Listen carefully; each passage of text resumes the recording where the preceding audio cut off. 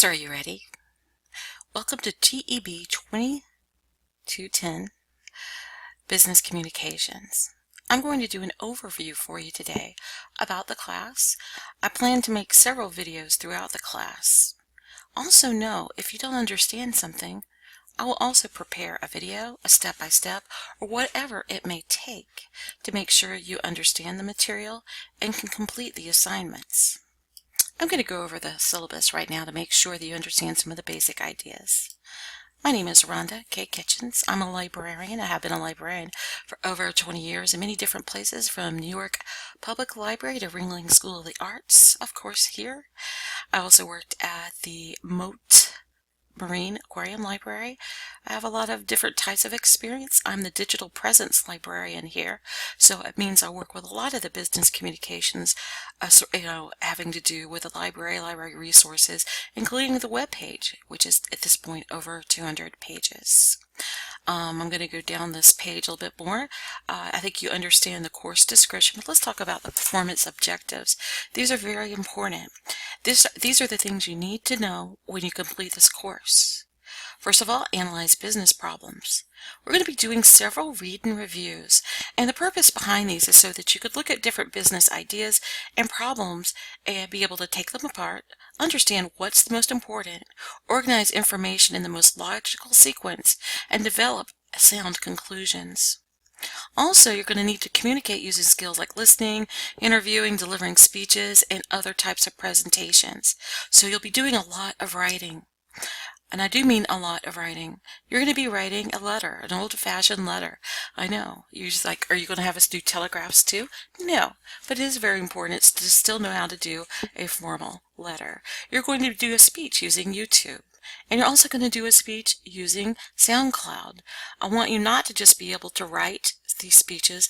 I want you to be able to deliver them using more current technology than some things that are in the textbook. You'll also be doing a group presentation, not a group presentation, but it's going to be a group project, and you're going to have to decide how you want to present it. Do you want to present it as a report form? Do you want to present it as a PowerPoint? Do you want to put it together as a YouTube or something of that sort? I'm going to give you a lot of options while making sure that you specifically work on these types of performance objectives. You're going to need to know how to explain the patterns of communication in organizations, and how you do this may end up surprising you a great deal, but I hope it really brings it home for you. You'll be able to describe the communication process, the composition process of planning and writing business messages. You'll be able to write the business correspondence, which we already went over, deliver informative speeches, and another speech will be persuasive, explain direct and indirect requests for good news and bad news messages, write an empirical study and present its findings to the class. In this case, you're going to be actually comparing two empirical studies and sort of doing a systematic review, which is kind of an interesting piece if you go on to do your MBA that you might actually enjoy. And you're going to be able to identify possible errors in empirical research, which will be part of your final project. I think most of you know BCom 8 is the book to buy. I'm not going to be using a lot of the online materials, but please, if you find it to be helpful, do so yourself. I do like this book because I think it might be a good reference book for some of your other courses in terms of setting up things. It has a great deal of forms in the background which are still accurate, though I do not really enjoy the fact they still have a facts page in that particular book. And if you've seen that, understand I feel about the way you do. Again, it's sort of like a telegraph statement or something, like how to write a telegraph. Attendance policy, I expect you to show up and sign in.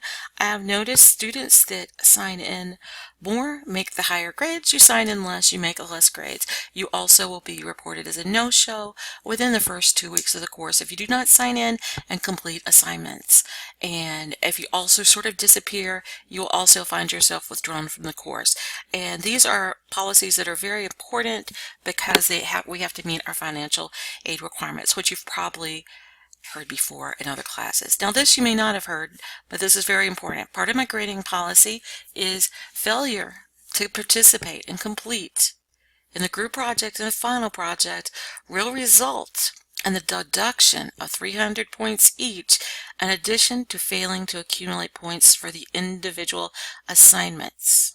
That's right, you will not only not get points for it, you will be penalized 300 points.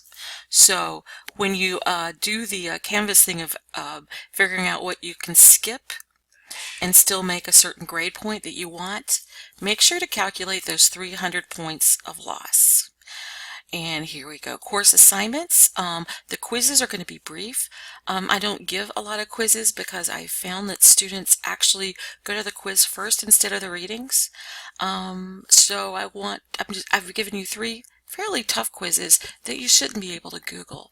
But they're very important because they coordinate back to those performance standards that you need to meet to pass this course. So then we're having lots of writing projects. In fact, we'll have a writing project a week. Most of them will be pretty brief, except for the project, the group project, and also the final project. And that's going to be 800 words. So make sure you look at this section and understand what that means. I'm not going to be giving a lot of quizzes. You will just have 3 questions a week. You'll have a reading. Those will be due on Wednesday. On Sundays, I'm going to move it to Sunday. You're going to give me something that is written. The reason I have put together this course like this is so that you'll be able to read the book and see some of the basic ideas. And when we get to Saturday, we're going to work with those ideas in a practical way. I found that's the best way to learn things. I really want you to take something from this course, and this is the rest of the syllabus. Parts of this are the same, but you'll also see, if you're a person that builds your calendars, you can put this in here. I'm going to change some of these dates before I publish the entire course. I'm going to move them up a little, okay, just to kind of let you know. So I'm going to go now to a different section. For Tuesday, you'll need to do the 3 question syllabus quiz. You'll see that it's kind of a basic. I just need to make sure that we're on the same page and you understand the grading policies, that you've gone through the calendar and understand the type of work you'll be doing, and hopefully through the performance standards understand the reasoning behind this. You will need your book. You will not need it until next week. So I hope that helps some of you, but I actually do pull from the book, and I usually assign pages and want you to use some of the context of the chapter you just read or previous chapters, and sometimes I refer you to a form, like for the formal letter that you will be writing to the president of the college. Now, you're going to have a discussion this week, discussion post. In all of our discussion posts, this will always be true. Use complete sentences. Use phrases and concepts that would be acceptable in a business meeting. In this course, I'd like us to treat each other like business colleagues. Do not use text message style abbreviations. And please take 1 paragraph to describe who you are and introduce yourself to your colleagues. This is going to be kind of important because we're going to start working on a group project. Now, write about a current business communication issue. This is really important. I assign you the topics and I am going to assign you the readings, but for 2 items in the modules, just 2, and they're not coming up soon. So make sure if I have you work on a read and review, you actually read the article I've assigned you. This is really important because I will give you a 0. I want you to make sure you read and review what I have there for you. Here, I want you to just pick 1. Read this video, look at this video advertisement from IBM called Hack a Hair Dryer, and you'll see the apology here. And what happened to this group? Like, how did this piece get outside of this group to hit the media and become really, well, how did it miss its mark? How did the group miss that this particular piece was going to miss its mark? What were they thinking? And how or who could have stood up to say, hey, this isn't really showing the message we want it to? Or pick, why would companies ever think a campaign like Ask SeaWorld is a good idea, hashtag Ask SeaWorld? And again, how did this get outside of a group? This group worked together on this campaign, came up with hashtag Ask SeaWorld. You know, people signed up on it.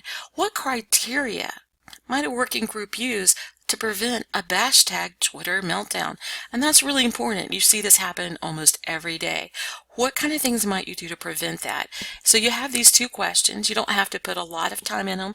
I just kind of want to see how you think and how you communicate, because the other thing you need to do is respond to two colleagues.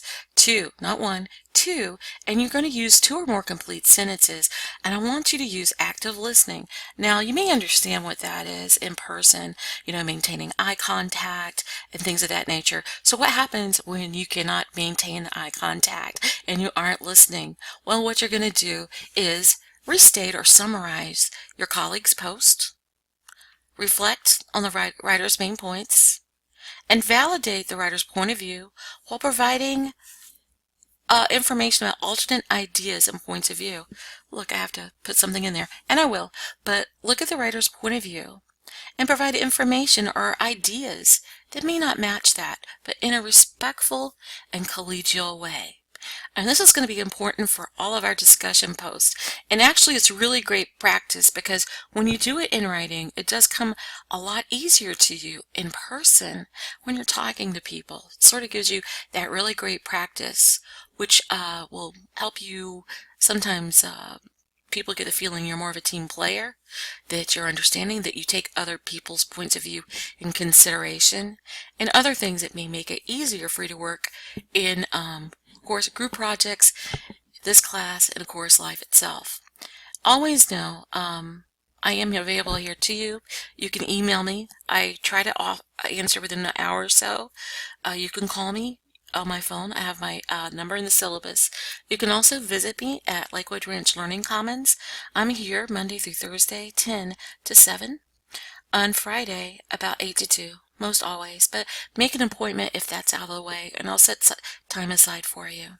If you have any questions, let me know, and I look forward to meeting you in the discussion post.